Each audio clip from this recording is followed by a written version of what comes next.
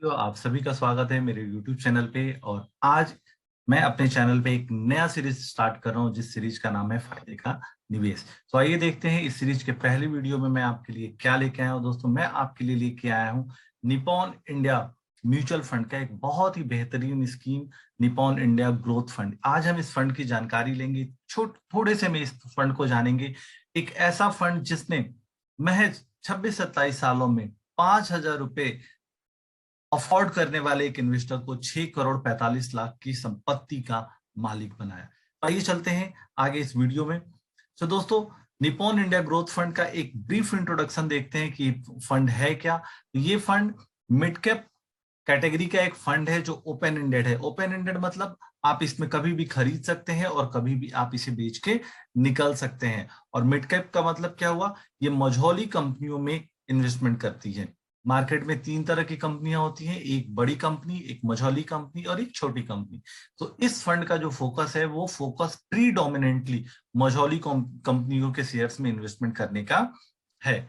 दूसरा, इस फंड का जो लॉन्च हुआ था वो अक्टूबर 8 1995 को हुआ था। तो ऑलमोस्ट 26-27 साल ये म्यूचुअल फंड मार्केट में अपने परफॉर्मेंस को दिखा रहा है।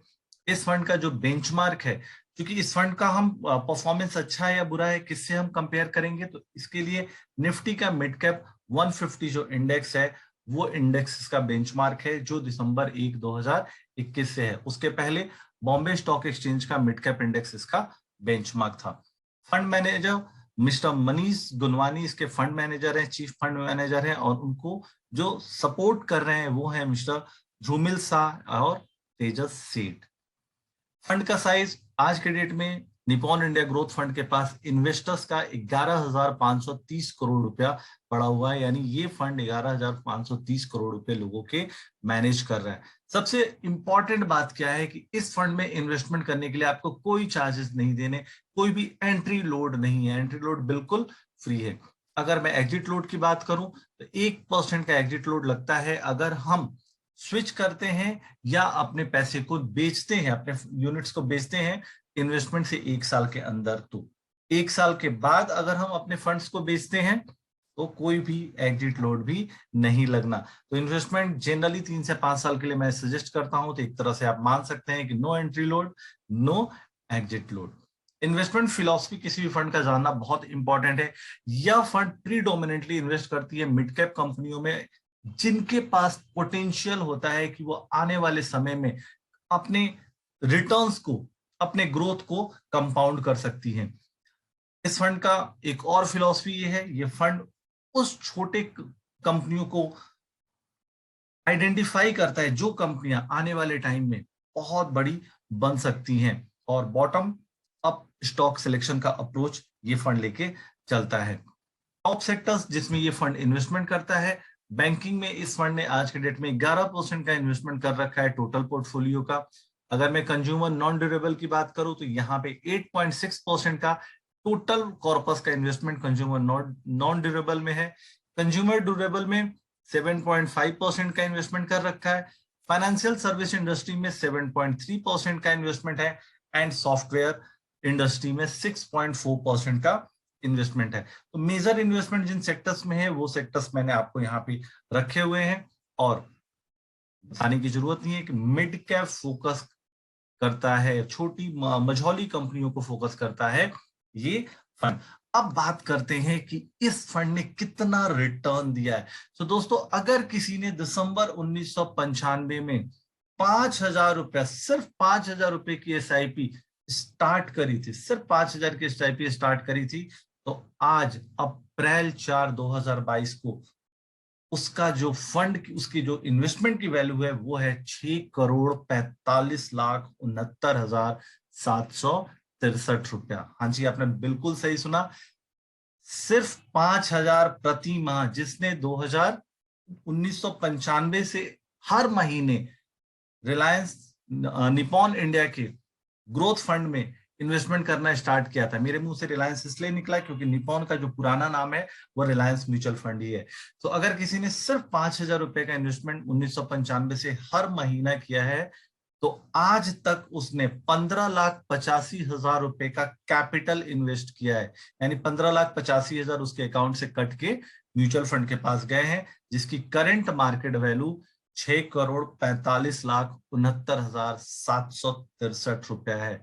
और स्टिल ये अगर वो इन्वेस्टमेंट कंटिन्यू कर रहा है तो ये सफर और बढ़ता जाएगा। तो आप देख सकते हैं सिर्फ 5,000 लगा के हम लगभग 6.5 करोड़ बना सकते हैं आने वाले टाइम में। जरूरत क्या है? सिर्फ लंबा टिकने की। अगर किसी ने उसी टाइम दिसंबर 1995 में किसी ने बोला कि नहीं मैं मंथली नहीं लगा सकता, किसी ने सिर्फ 1 लाख रुपए लगा के और पैसे छोड़ दिए 26-27 साल, तो जिसने 1 लाख दिसंबर 1995 में लगाए थे उसकी जो वैल्यू है आज अप्रैल 4 2022 को, उसकी वैल्यू है दोस्तों 1,99,13,997 रुपया। आपने बिल्कुल सही सुना, उसकी वैल्यू है 1,99,13,997 और एवरेज रिटर्न साल दर साल कंपाउंडिंग एनुअल ग्रोथ रेट जो इस फंड में रहा है दोस्तों लमसम में 22.3%, यानी सालाना 22% का रिटर्न इस फंड ने दिया है अगर आपने लमसम इन्वेस्टमेंट किया है, यानी एक बार इन्वेस्टमेंट किया है तो। और अगर आपने मंथली इन्वेस्टमेंट किया है तो भी इस फंड ने 22.7% का रिटर्न दिया है। तो आप देख सकते हैं सिर्फ 1 लाख लगा के और उस पैसे को हम भूल जाते हैं अगर 26-27 साल, तो भी एक बहुत ही बेहतरीन हमारा रिटर्न बनता है, हमारे लिए कॉर्पस बिल्डअप होता है।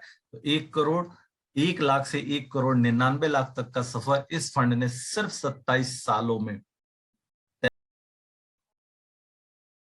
आइए दोस्तों कंपेयर करते हैं अपने इन्वेस्टमेंट को बैंक की एफडी से। अगर 1995 से हम बात करें, 1995 से लेके 1 अप्रैल 2021 तक अगर हम बात करें, एवरेज आप सामने देख रहे हैं कि मैंने बैंक की एफडी और बैंक की पब्लिक प्रोविडेंट फंड पीपीएफ के रेट्स हर साल के क्या रेट ऑफ इंटरेस्ट रहे ये मैंने यहाँ पे लिखा हुआ है।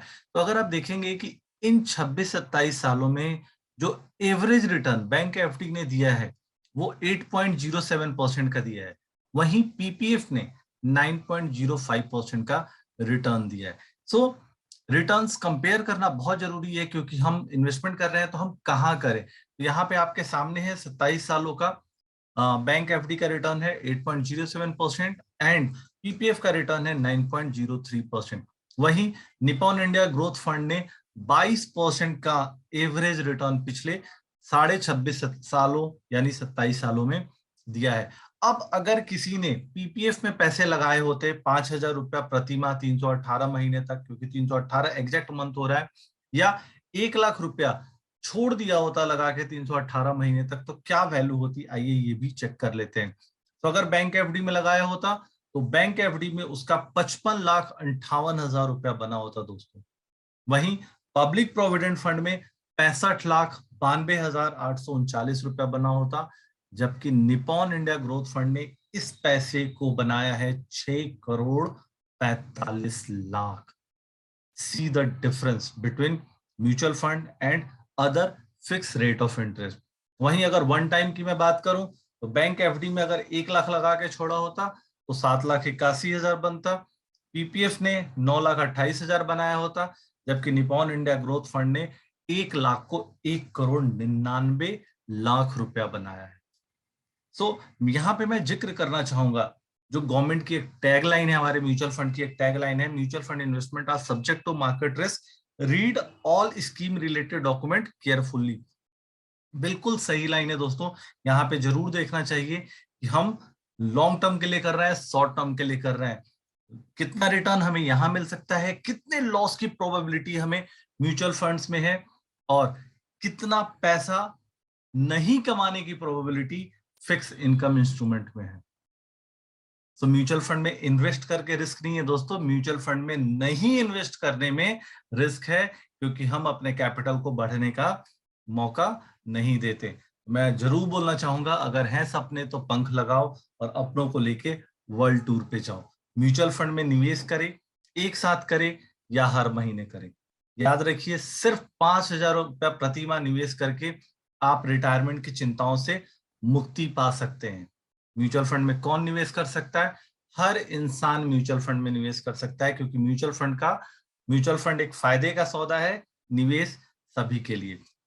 और यहाँ पे लास्ट में एक और चीज बताना चाहूंगा कि यस, म्यूचुअल फंड में थोड़ा बहुत रिस्क है, बट वो रिस्क शॉर्ट टर्म के लिए है, लॉन्ग टर्म के लिए नहीं है। तो अपने इन्वेस्टमेंट एडवाइजर के साथ बैठें और अपने इन्वेस्टमेंट से रिलेटेड बारीक से बारीक चीजों का रिस्क और रिवॉर्ड का आकलन करें और सही इंस्ट्रूमेंट चुनें। Thank you so much. Happy investing. Thank you so much.